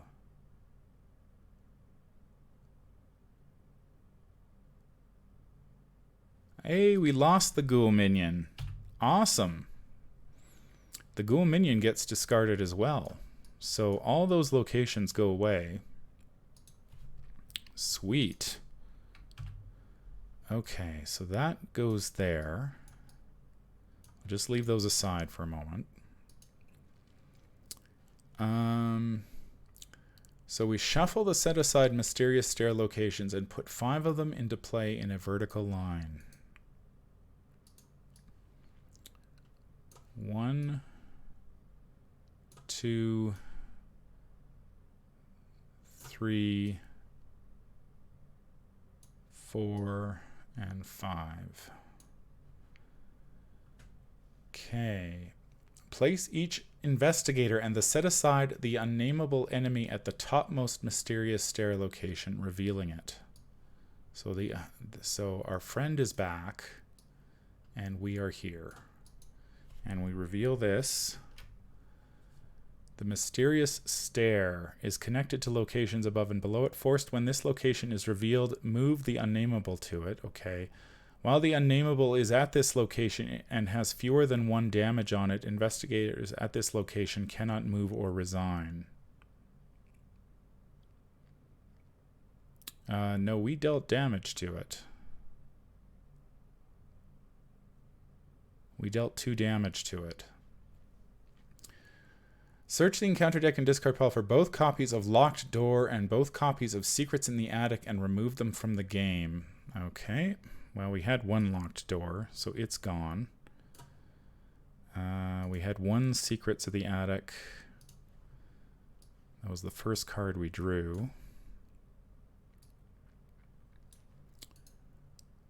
We'll look at all these cards and see what else is to be seen. There's another Secrets. There should be 1 more Locked Door. There is a Locked Door.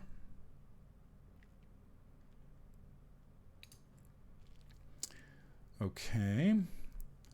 Shuffle each set-aside copy of Endless Descent into the encounter deck along with the encounter discard pile. Okay, so this is where this comes into play. We have 4 copies.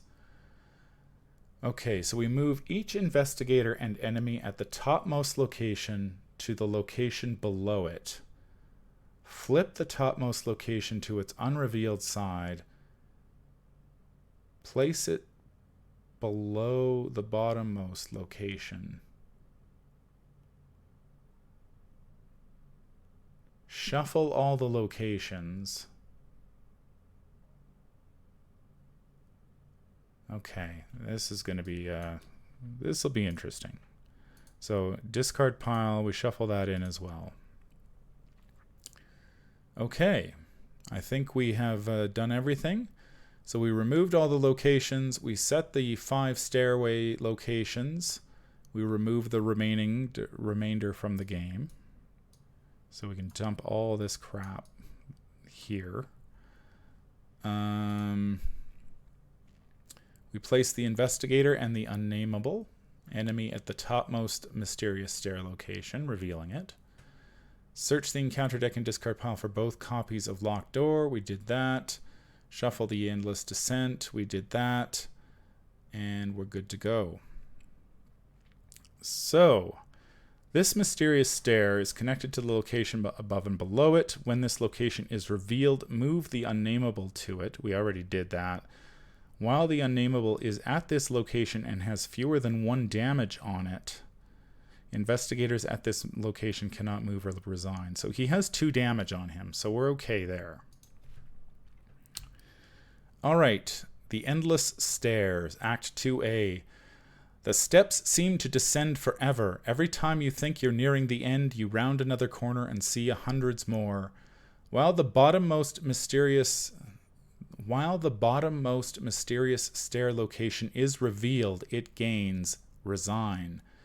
Reach the bottom of the stairs. If each undefeated investigator has resigned, advance. Okay, so we need to get to the bottom. So we have, well, we could move 3. 1, 2, 3. We just need to see what happens, eh? Okay. Now bad stuff is going to happen because we're going to advance the agenda too. Oh, the Unnameable loses aloof and gains massive. Uh-oh. That's not good. All right, well. So we are going to... let's move this a little bit. Okay. That was the end of the turn, so now we advance to act...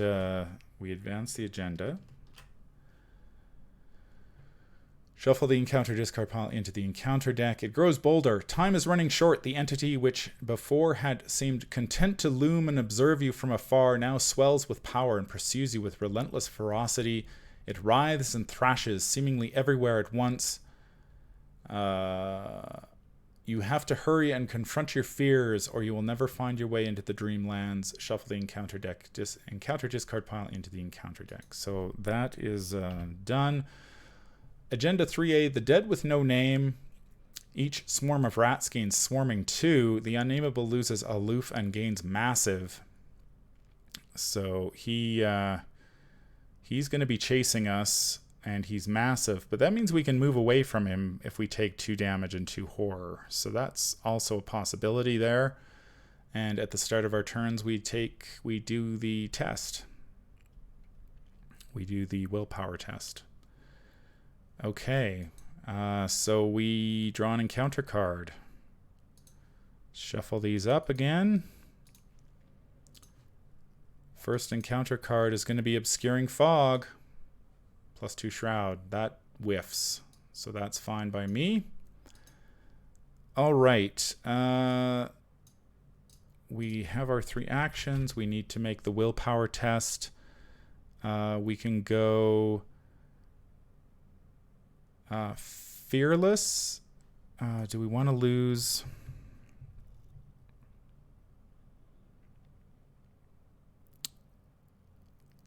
Yeah, we want to play Fearless, I think. Fearless to go. So we are 5, 6. We'll commit Impromptu Barrier. 7, 8. Chaos Bag says 0, so we're fine.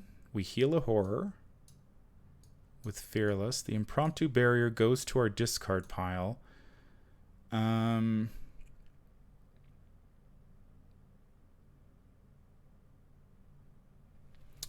the question here is...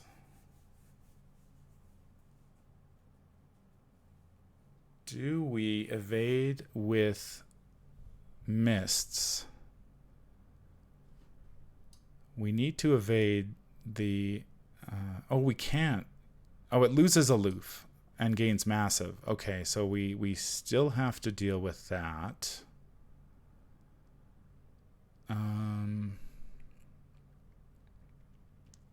So we do have to evade it if we want to move. Now, if we use mists,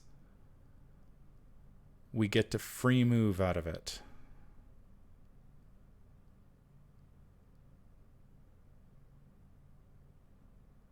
So let's do that.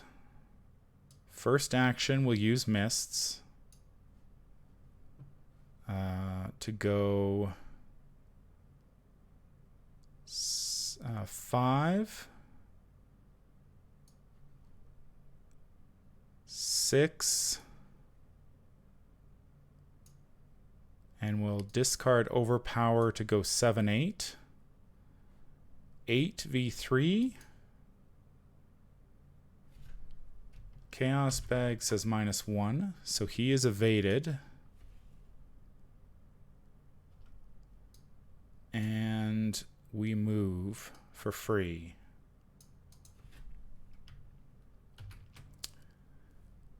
We get to the next stair. Mysterious Stairs, 4 shroud location, 1 clue. Mysterious Stairs is connected to the location above and below it. While there are clues at this location, investigators at this location cannot move or resign. Okay, so we need to grab this clue. So we're 5v4. We can commit Peter Sylvester, or we can discard him to go 7v4. Chaos Bag gives us a -1, so we grab this clue. We have 1 action left. We move here. 3 shroud location. Forced, when this location is revealed, place 1 resource per investigator on it. While there are resources on this location, investigators at this location cannot move or resign. Okay, so there's 1 resource here.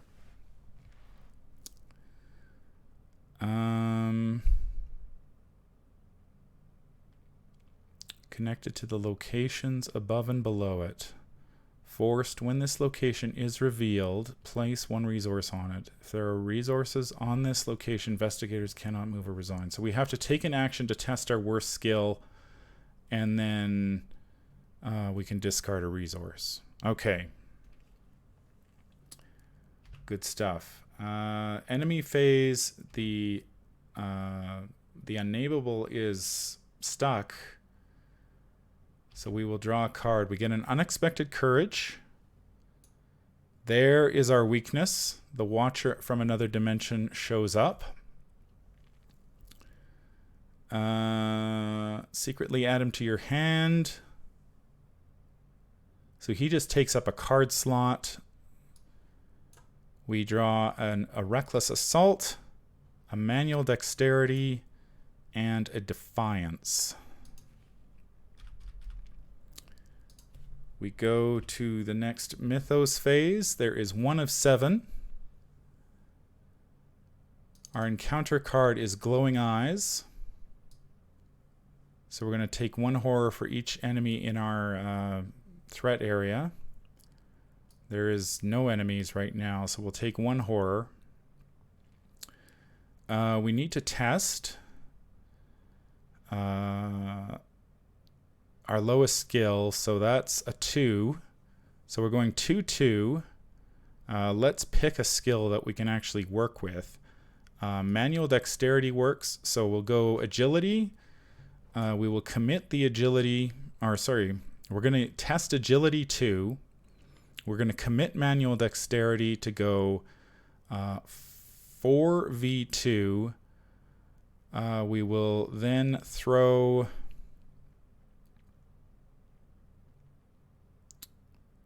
the Defiance.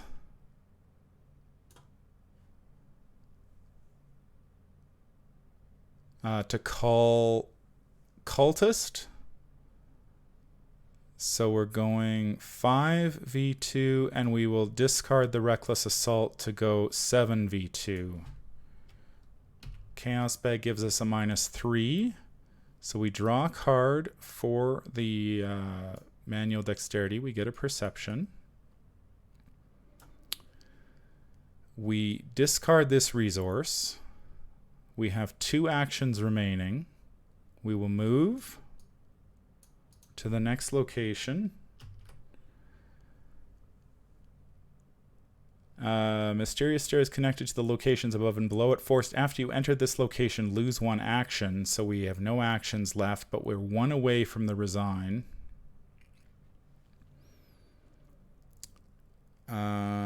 And that'll be our turn.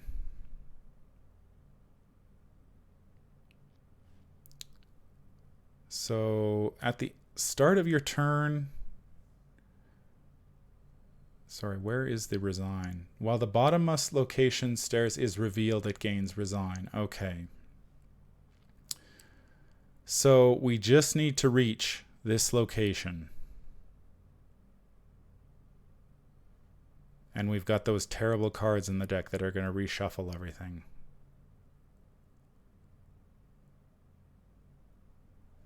All right. The Unnameable moves. He gives chase. We go to the enemy phase. He moved. We lose the Unexpected Courage and the Perception. We draw, and then we'll draw 4 cards during our upkeep. We draw a Deny Existence, a Run for Your Life, Peter Sylvester, and a Prophecy. 2 of 7 Doom. We draw an encounter card, which is Threads of Reality, attached to the non-permanent, non-weakness asset you control with the highest printed cost. Non-permanent, non-weakness asset with the highest cost. That would be 6th Sense. Treat attached asset as if its printed text box were blank. Except for traits and forced abilities, we can take an action to discard an asset you control to discard Threads of Reality. Oh, and we had to take a horror from Glowing Eyes last turn. So let's do that as well. Okay, well, we set a blistering pace. We are well ahead of the Unnameable. And we get our 3 actions. So, barring Calamity, we will move to the bottommost location. Mysterious Stairs. While there is a ready enemy at this location, investigators cannot move or resign. Forced when this location is revealed, search the encounter deck and discard pile for a ghoul enemy and spawn it at this location. Shuffle the encounter deck. So we have to find a ghoul, and we can't resign here now because of the ghoul. But we get to pick a ghoul. Do we have an improvised weapon in our... we do. We have an improvised weapon in our discard pile. Is it ready? While there is a ready enemy at this location, we cannot resign. So we get a ghoul. We'll just go get the weakest ghoul. Where is he? The ghoul minion is the weakest. Okay. So he shows up. Now, what we could do... It's just ready enemy. We don't need to kill this guy. While there is a ready enemy at this location, investigators cannot move or resign. So we just need to evade this guy. We've got to run for your life. We can go 6v2, 7v2, 9v2.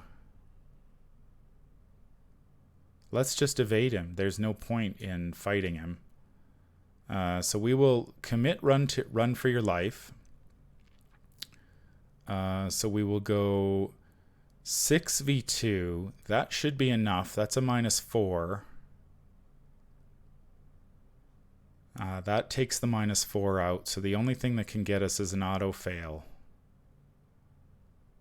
We've got to deny existence if we pull a cultist, we've got to deny to deal with it. All right. Chaos bag. The cultist. The cultist shows up right at the end again. Let's see. Let's take a peek. Top card. -1. We pass. He is evaded. And we will use our final action to resign. And we win. Hey. Sweet. We did it. Okay, well, turn 14. Patrice makes it to the bottom of the mysterious stairs. And we had to draw a ghoul enemy, but we just picked the easiest ghoul. And then we evaded him and resigned. So we win the game, or we at least resign. So let's go check out what that means. If no resolution was reached because each investigator was defeated, proceed to resolution 2. We were not defeated. So we record in our campaign log, Randolph survived the descent. In your campaign log, record the investigators possess the silver key. One investigator may choose to add the silver key to their deck. Each investigator earns experience equal to the victory X value of each card in the victory display. And a bunch more stuff. Your body now walks within the slumbering dreamlands. Add 1 skull token to the chaos bag. If you are playing the Web of Dreams as a 4-part campaign, proceed to point of no return. If you're playing the Dream Quest and the Web of Dreams, we go to Interlude 2. Let's go see Interlude 2. Interlude 2. So, the Black Cat. So if Randolph did not survive the descent and the Black Cat has a hunch, if you asked for it. No, we didn't ask for it and we didn't have a hunch.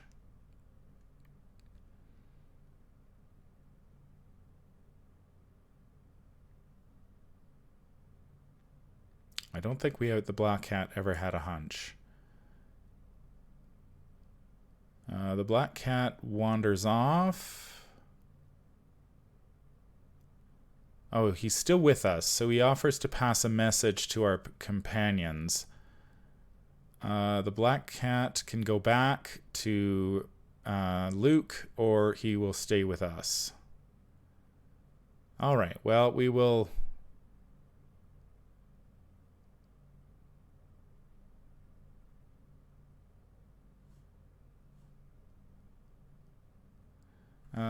the Dreamers sail for parts unknown. If at least one investigator was not captured. Nobody was captured. Yeah, I don't know where he gets this hunch thing.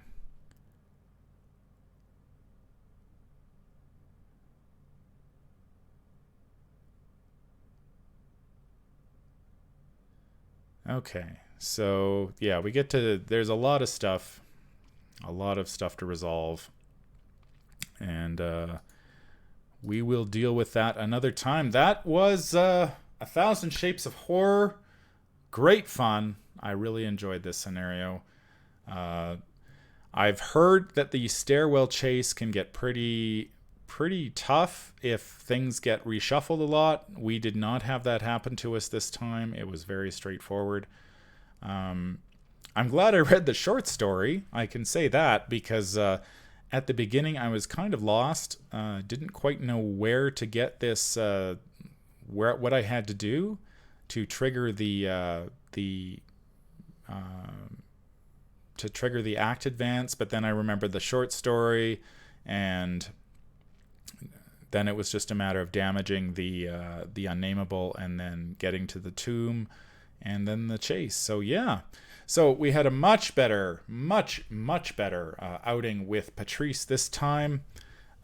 Really enjoyed playing her. Man, that was a lot of fun. Once we got cornered on the table, man, what a powerhouse card that is.